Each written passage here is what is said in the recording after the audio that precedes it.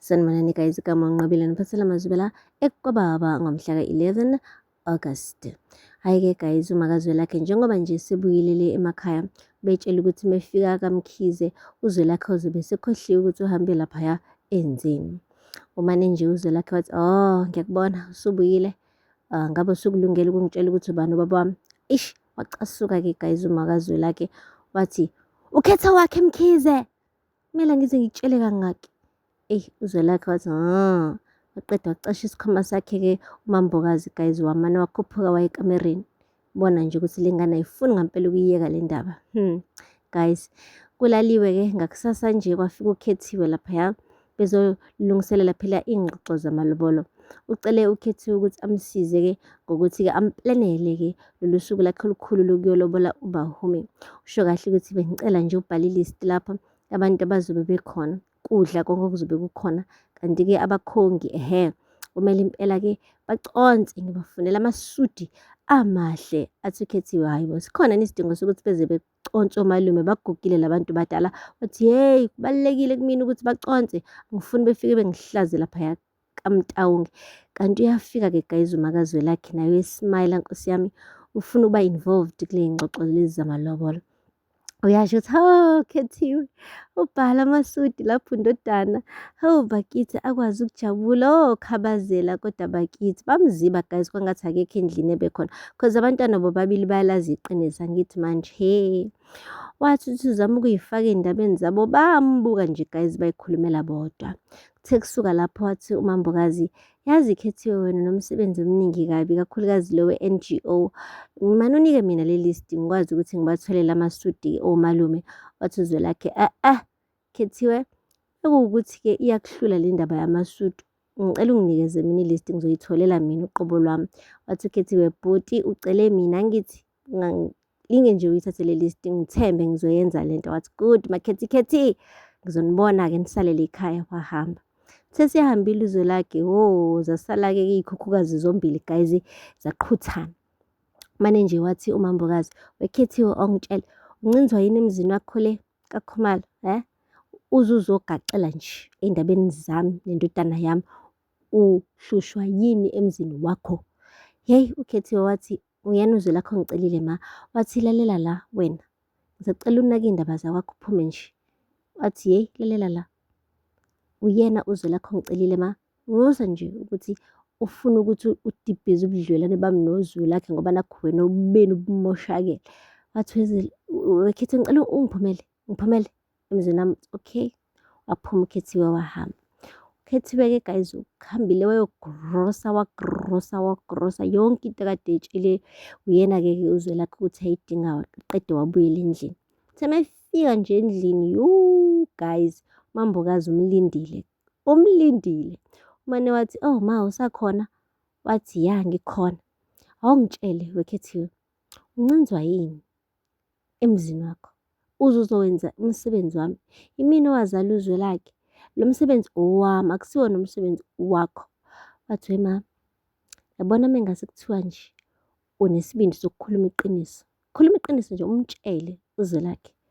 Wathi iqiniso lani lelo? Wathi uyalazi wena, futhi nami ngiyalazi, ngiyazi ukuthi uZwelakhe akazalwa ubaba. Kona uyamazi ubaba ozala uZwelakhe ukuthi ubani?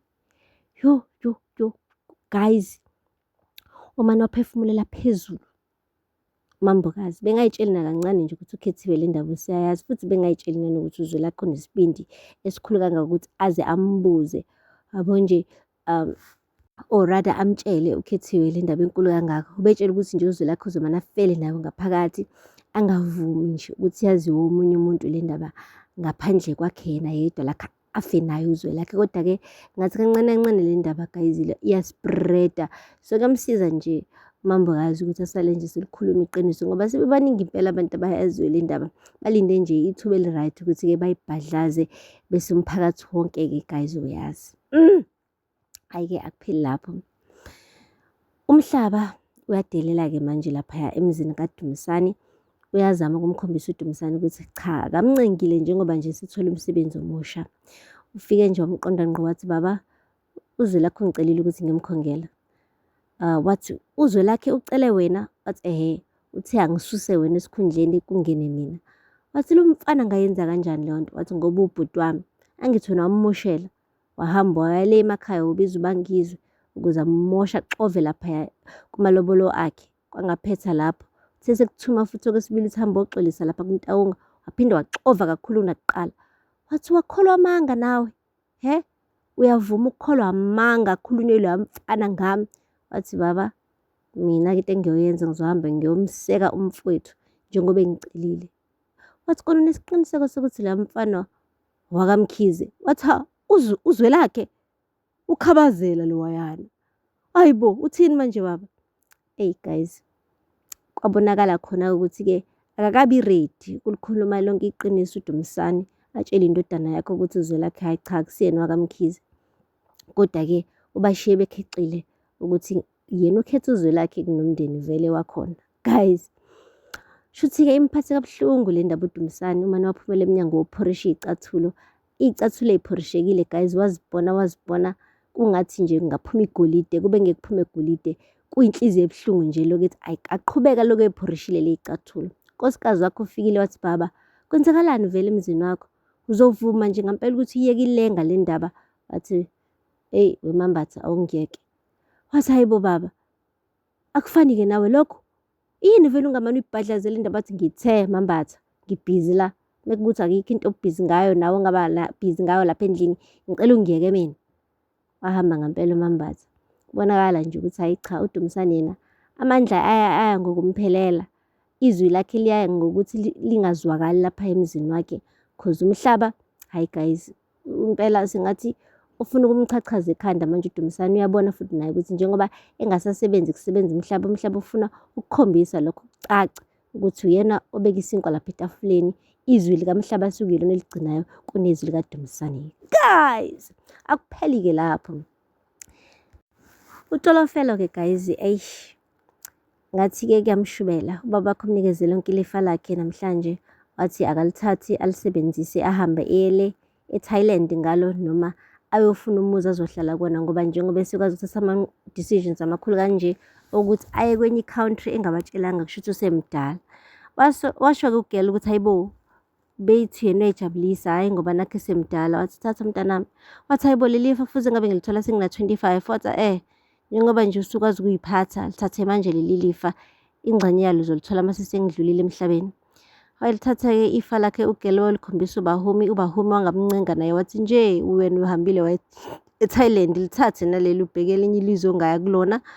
Vele phela ngeke uzofika uyiphathise okwengane le ekhaya kodwa ekugcineni uthathe iy'nqumo ey'nkulu kangaka. uGela wabona ukuthi hhayi wonke umndeni umphendukele. Wakhetha ukuthatha-ke i-scraping brush, scrapha ukhapethi wonke wasedining, wakhipha zonke izitsha ngisho ey'fihlwe le kude ekhabetheni, waziwasha uGela. Wathi uyafika nje uyise nonina babuye emsebenzini, uGela benzela itiye. Kubonakala ukuthi useyay'ncengela manje, usefuna ukuthi-ke ay'bonakalise ukuthi hhayi cha, iphutha walenza ngokuthi eThailand yena usafuna ukuba ngaphansi kwesandla sabazali abe umntwana, hhayi ngoba nakhu efuna ukuziphatha. Akafune ifa lakhe, not yet, ufuna nje ukuthi abe umntwana. Sithembe ukuthi-ke ngiyaphinde futhi abangani bakhe bemhlohle bethi abahambe beye somewhere else, ngoba mengase kuthiwa uyahamba this time around uyothe ebuya iy'khwama ezobe zimlinde ngaphambi komnyango. Guys, aphela lapho ngamazibela namhlanje. Ningakhohlwa ukusubscribe and like and comment. Until next time, bye. Sanibonani guys, igama unqabile niphathela amazibela ekubaba ngomhla ka-11 August. Hayi-ke guys, uMakaZwelakhe njengoba nje sebuyile